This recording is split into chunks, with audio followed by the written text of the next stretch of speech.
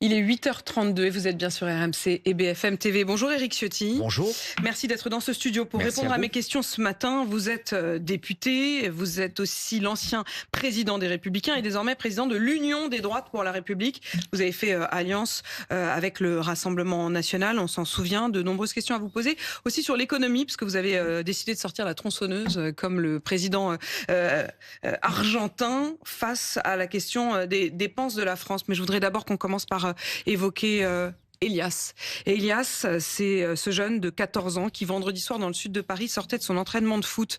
Il est abordé par deux agresseurs, 16 et 17 ans, qui tentent de lui voler son portable. Ils sortent un couteau, le poignardent au niveau de la clavicule. Elias est décédé samedi à l'hôpital. Les deux mineurs devraient être déférés ce matin. Ils étaient déjà poursuivis, déjà connus pour des faits de vol avec violence. Votre réaction, Éric Ciotti ? C'est une réaction d'horreur, d'indignation.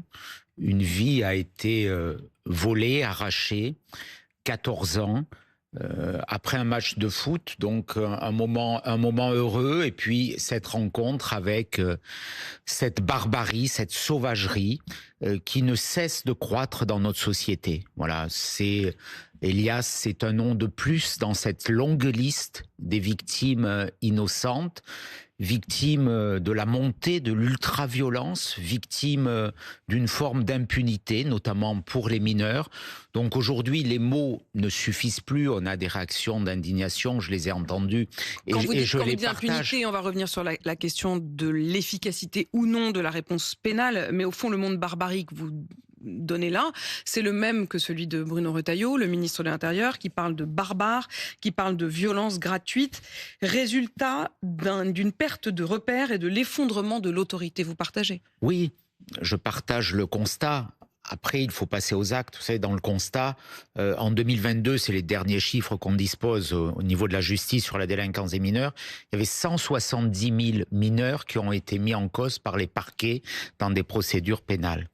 À peine 25% ont fait l'objet d'une condamnation, un peu plus de 25 000.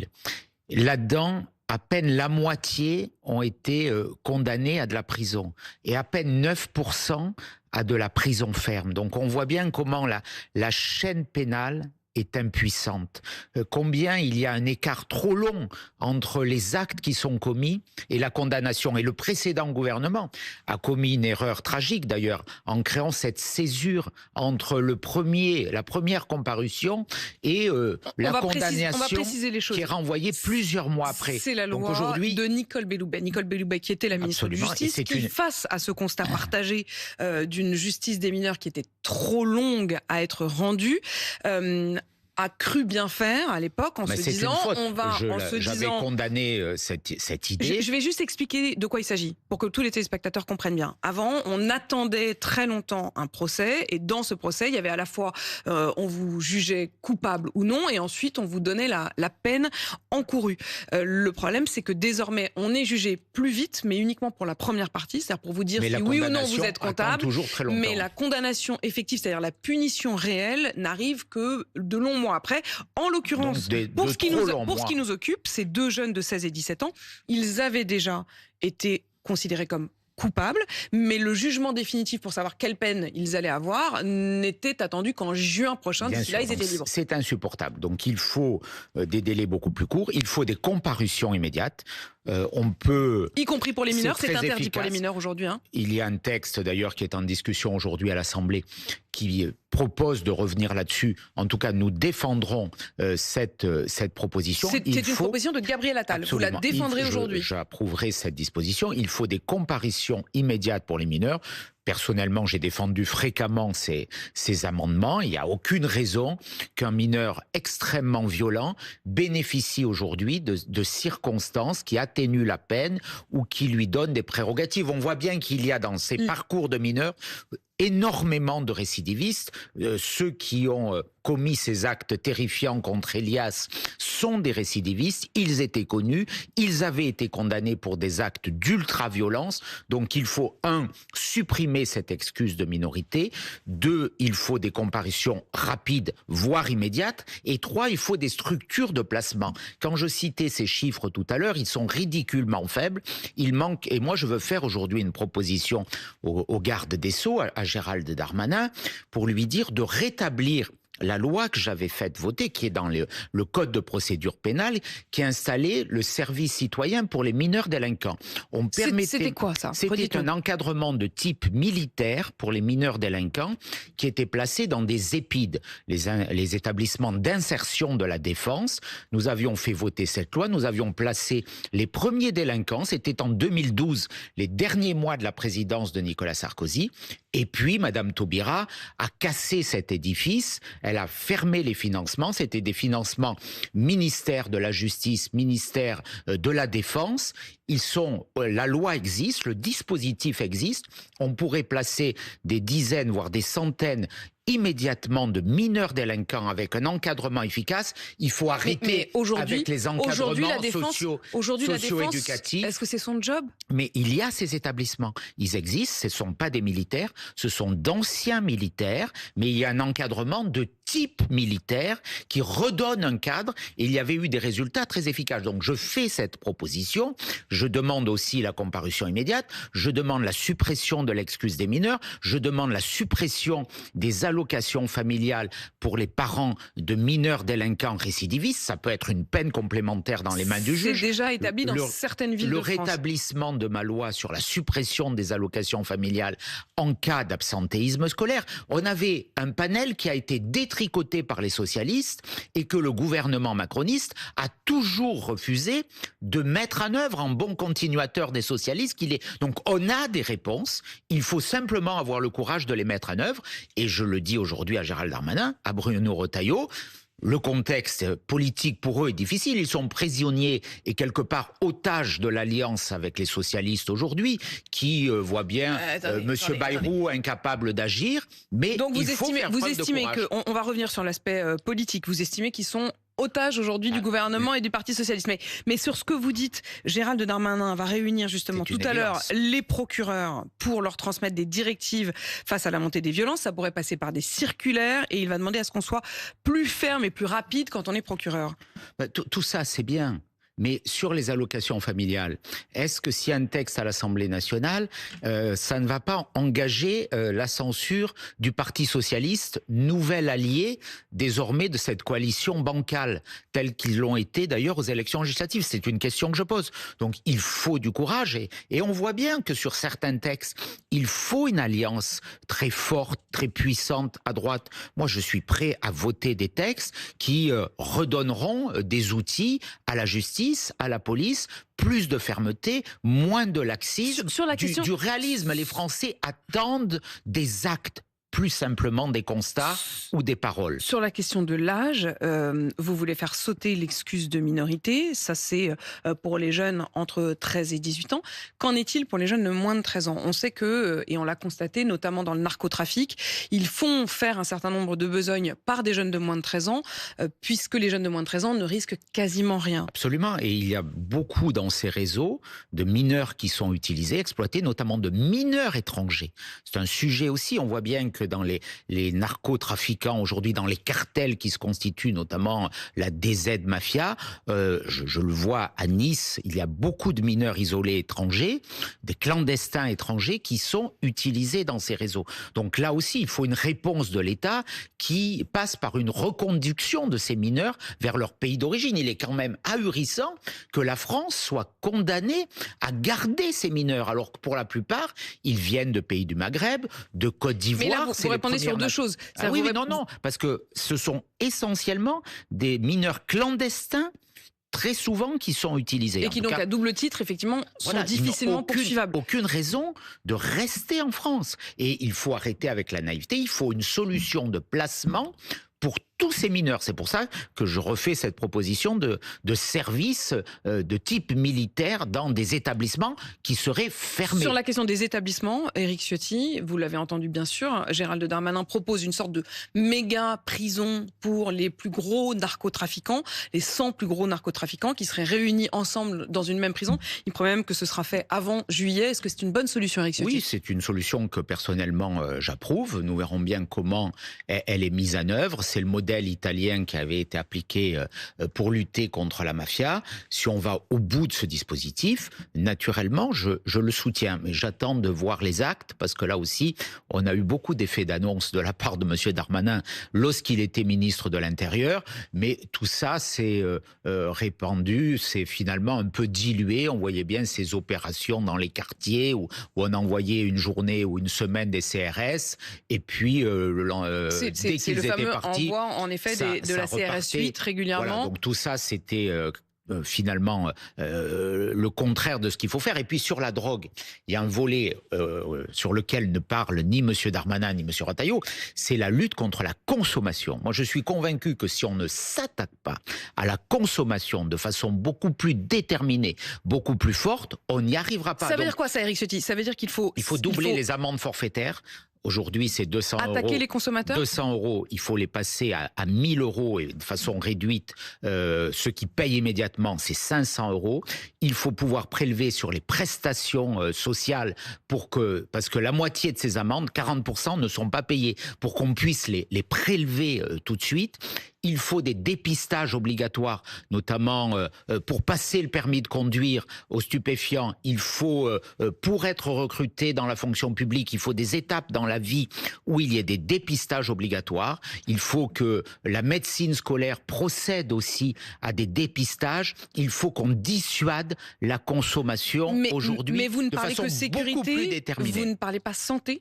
Il y a des dispositifs de santé. Ceux qui sont dépistés, notamment les élèves, doivent être accompagnés. On doit avoir des programmes de prévention, de lutte contre les addictions, notamment à l'hôpital. C'est un chantier immense, mais il faut arrêter de banaliser la consommation dans la société. J'avais proposé, je crois, chez vous, ici, dans cette antenne, il y a plusieurs mois, le fait qu'on cite aussi les personnes qui seraient condamnées, les consommateurs. Ça veut dire quoi qu'on les cite ? Ça veut dire qu'on met leur nom ?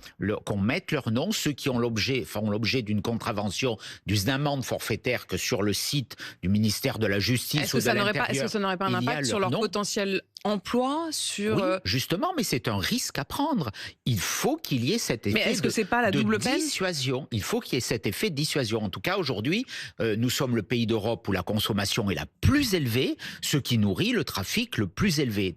Et il faut aussi avoir des actions internationales contre les pays qui sont des producteurs, qui sont des pays narcotrafiquants aussi. Éric Ciotti, c'est qui vos modèles aujourd'hui ? Vous n'arrêtez pas de citer Javier Milei, donc l'Argentin, Giorgia Meloni, l'Italienne, Donald Trump, Elon Musk, c'est vos modèles aujourd'hui ? Vous dites c'est ça qu'il faut pour la France ? J'ai pas de modèle. Ce que je souligne, c'est que ces personnalités expriment un volontarisme politique. Là où la France, quelque part, est dans une classe politique qui exprime le déclin, le déclassement, la résignation, l'impuissance. Moi, je veux réhabiliter le politique. Les Français nous disent quoi ? Qu'ils veulent plus d'immigration, qui veulent stopper l'immigration, qui veulent la sécurité, et on a des personnalités qui, par leur compromission, par leur hésitation, sont impuissantes de répondre. Moi, je vois ce qui s'est passé aux États-Unis. On aime ou on n'aime pas Donald Trump. Là n'est pas le sujet, mais il a exprimé, avec le soutien majoritaire des Américains, un volontarisme politique. Regardez hier, il envoie des avions en Colombie pour envoyer des migrants clandestins. Le président socialiste de Colombie dit « Je ne les veux pas », ils repartent. Trump, immédiatement, a dit « Vous ne les voulez pas ?» Sanctions douanières, sanctions économiques. En 20 heures, le président colombien a changé d'avis. Nous, on a renvoyé l'influenceur algérien Doualem, qui avait tenu des propos honteux, qui a été interpellé, qui a été renvoyé par M. Retailleau en Algérie. Les Algériens nous les ont renvoyés.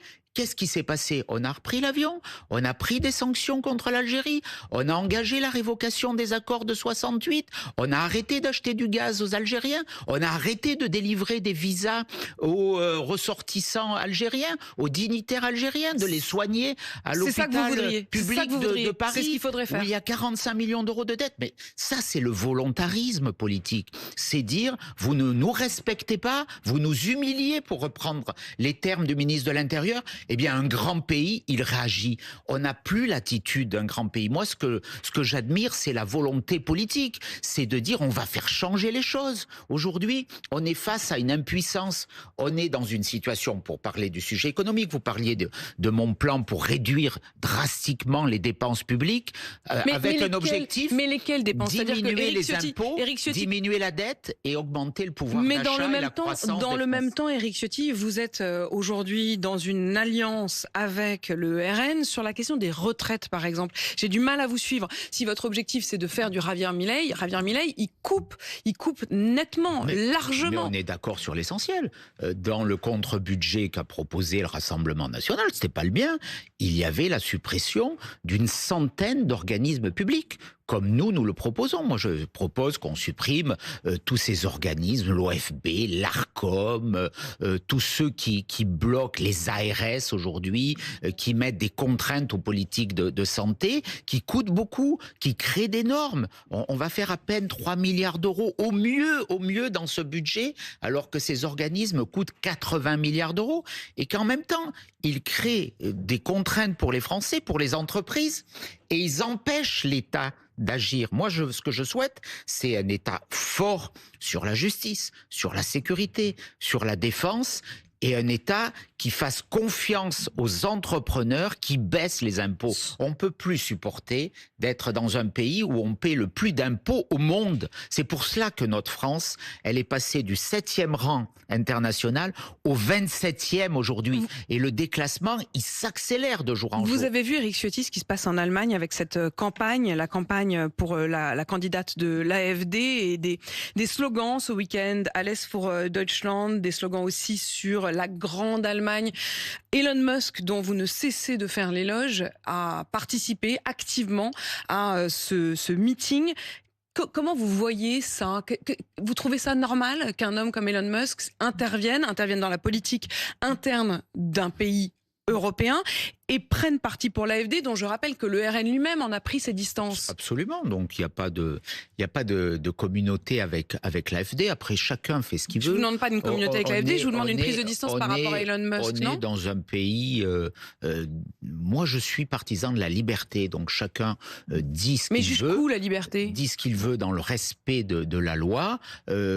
Personne ne s'est offensé quand il y a eu des influences qui étaient beaucoup plus à gauche. Et on les mesure avec à quoi faites-vous référence? Lorsque M. Zuckerberg, sur les réseaux sociaux, précédemment, faisait une forme de régulation des idées de droite, sur ces réseaux sociaux qui arrivent en Europe et qui nous concernent. Il me semble que M. Zuckerberg n'a jamais, jusqu'à présent, aujourd'hui, il y a manifestement de la part des commentateurs jusqu'alors, il n'avait pas une forme d'hémiplégie. Quand c'est la gauche qui influence, ça pose pas de problème. Quand c'est quelqu'un qui exprime... Mais moi, je ne vous demande pas de me parler de la gauche, je vous demande de parler d'Elon Musk. Quand Elon Musk intervient directement dans un meeting en pleine campagne en Europe... C'est son choix. Ça vous choque pas? On est dans un pays de liberté. Pourquoi on l'interdirait? Il y a des personnalités de gauche étrangères qui sont intervenues. Vous prenez vos distances par rapport à l'AfD, mais est-ce que vous continuez à donner votre estime à Elon Musk? Quand le Parti communiste allait s'inspirer à Cuba ou personne dans les commentateurs vous comparez français, Elon Musk au dictateur cubain, finalement? Non, je ne compare pas de la même façon, mais je veux dire que ce que j'appelle, c'est un regard objectif. On n'est pas obligé d'adhérer à tout ce qu'il dit. Il y a des idées, Elon Musk, lorsqu'il porte le progrès technologique comme il a fait, notamment sur les questions environnementales, sur les questions spatiales, sur les questions de télécommunications, et il y a une forme de génie. Quand il propose de couper des dépenses inutiles, Quand il propose une croissance et on voit que ça a des résultats là, immédiats, vous dites oui. J'approuve. Après, Voilà. on n'est pas obligé de tout suivre, mais ce que je dis, moi, je crois en la liberté. Et la liberté, elle ne peut pas contraindre les idées droites et promouvoir les idées de gauche. Ça, c'est pas vraiment de la liberté. Merci Éric Ciotti d'avoir répondu à mes questions ce matin. Je voudrais aussi signaler que j'avais fait une erreur lorsque, dans le face-à-face, j'avais reçu Xavier Bertrand. C'était le 13 décembre 2024. J'ai été induite en erreur parce que précédemment, le 3 décembre, lors des questions au gouvernement, Michel Barnier avait été arrêté alors qu'il était en train de rendre hommage à un ancien député décédé, le député Rémi Coineau. Des rangs de la France Insoumise, on avait entendu le cri « On s'en fout » et ça avait été évoqué à l'époque et notamment par la présidente de l'Assemblée nationale, Yael Braun-Pivet, comme étant sans doute issu des mots de Sophia Chikirou. Ça n'était pas le cas et d'ailleurs la députée en question qui a prononcé ces mots, elle-même s'en est excusée et a dit, je cite, « Ce n'est pas Sophia Chikirou mais moi qui m'adressais non pas à monsieur Barnier mais à un de mes collègues ». Je voulais donc rétablir ce fait ce matin devant vous. Il est 8h52 sur RMC BFM TV.